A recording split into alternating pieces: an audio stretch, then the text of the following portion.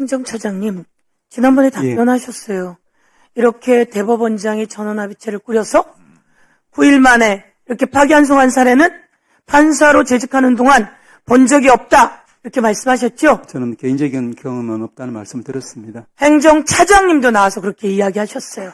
그러면 헌법재판소 사무처장님은 그런 일 본 적 있어요? 판사로 재직하셨면서. 없지요? 대법원에는 제가 근무한 적은 없습니다. 네, 그런 적, 본 적 있으세요? 경험한 적은 없습니다. 없지요? 법무부 차관도 마찬가지로 그런 거 본 적 없죠? 제가 공판 관련된 업무를 수행한 기간이 제한돼 있냐고 없냐고 일반할 수는 없습니다. 제가 아는 바로는 없습니다. 없지요? 국민 여러분, 대법원장이 나서서 전원합의체를 꾸려서 9일 만에 파기환송시키는 사례를 세 분의 기관장들께서 본 적이 없다고 하시지 않습니까? 있은 적이 없습니다. 그러면 국민이 다 의심하지 않습니까? 그러니 법원은 그런 의심받거나 의혹받을 일을 하지 않으셔야 됩니다. 어떤 법원인데요? 어떤 대법원인데요? 우리는 무슨 일이 있어도 대법원에서 판단 내리면 그거 따라왔습니다. 제가 이야기하지만 우리는 법의 지배를 받는다고 하지만 법관의 지배를 받는 게 아닙니다. 한 번 더 말씀드리고 화성연쇄살인사건의 그 3심에서 유죄를 받았던 그분 태완이법 제가 만들어서 화성연쇄살인사건에 진짜 법인 잡고 난 다음에 그분 재심받아서 무죄 됐잖아요. 그래도 3심이 잘한 건 아니에요. 그때 대법원까지 갔을 때. 마찬가지로 약촌오거리 살인사건도 엉뚱한 15살짜리를 범인으로 몰았어요. 대법원에서 그렇게 몰았어요. 그것도 제가 만든 태완이법으로 그 진짜 살인범이 잡혔어요. 그렇죠? 그런데 우리는 그동안 대법원장을 믿고 괜찮은 사람이라고 생각해 오고 그렇게 따라왔어요. 그런데 이번 대법원장은 그게 아니에요. 이 대법원장이 잘못한 건 뭔지 아십니까? 대법원 전체를 흔들어 놓은 겁니다. 사법부의 신뢰를 전체를 흔들어 놓은 겁니다. 제가 제보 받은 거고요. 제가 지난번에 제보 받았어요. 조희대가 윤석열을 만나서 이재명 건이 올라오면 내가 대법원에서 바로 정리해버리겠다라고 했다고. 그래서 조희대 대법원장 답변하라고 했는데 답변이 없어요. 오늘 영상 한번 다시 보실게요. 윤석열 탄핵 이후 정상명, 한덕수, 김충식, 조희대가 4인이 회동했답니다. 이것도 의혹이지만 들어보세요. 제가 말했던 내용과 똑같은 내용이 들려요.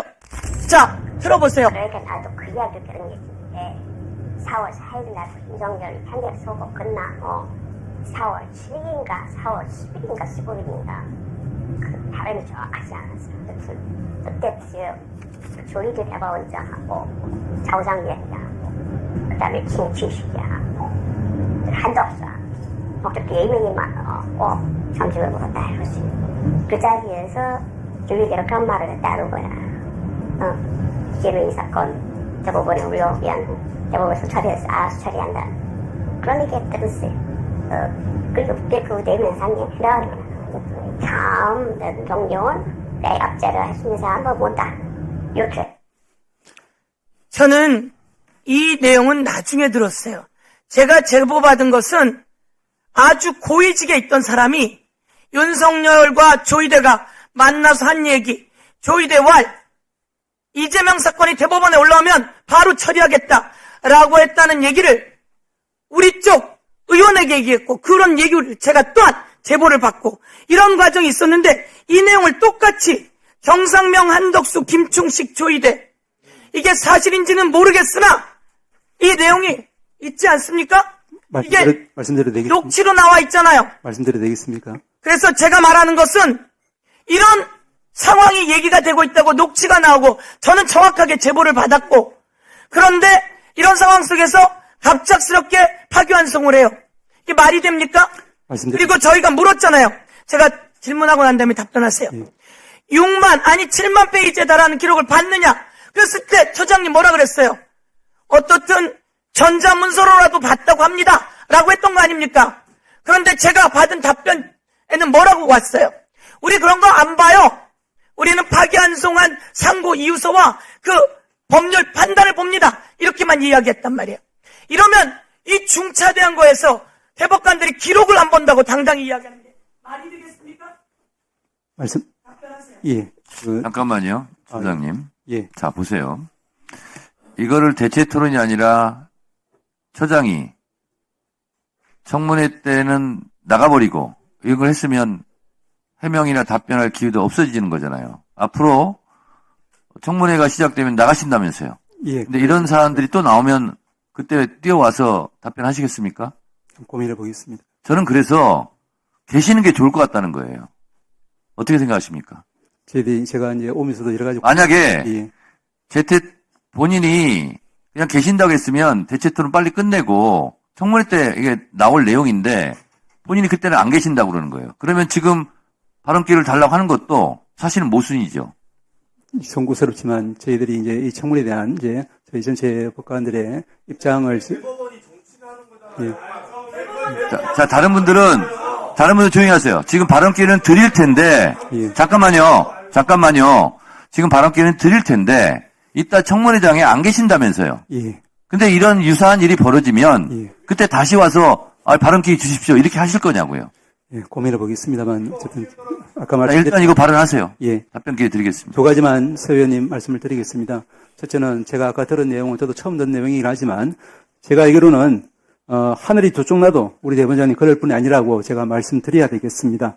두 번째는 그리고 이제 아까 9일이라고 이야기하셨지만 제가 지난번에도 말씀드린 바와 같이 3월 27일 날 상고 기록이 접수되고 나서부터 치면 한 달이 넘습니다. 그래서 이제 제가 이제 뭐 재판에 관여할 수 없기 때문에 내용은 전혀 모릅니다만은 제 경험으로는 이제 이런 중요한 국민적인 관심사가 있는 이런 사안에서는 이제 대법관들이 자기의 명운을 걸고 기록을 열심히 보기 마련입니다. 저는 그 부분에 대해서는 뭐 구체적으로 모르기 때문에 뭐 더 이상 구체적으로 말씀은 드릴 수 없겠지만 그런 부분은 위원님들께서 우리 구조에 대해서 조금 믿음을 주셔도 되지 않을까 하는 생각입니다.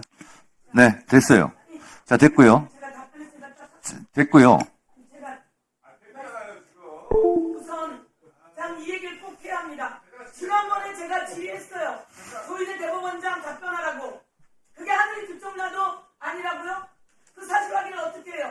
내가 정확하게 제보를 받았어요. 그리고 이건 그 다음에 또 나온 녹취예요.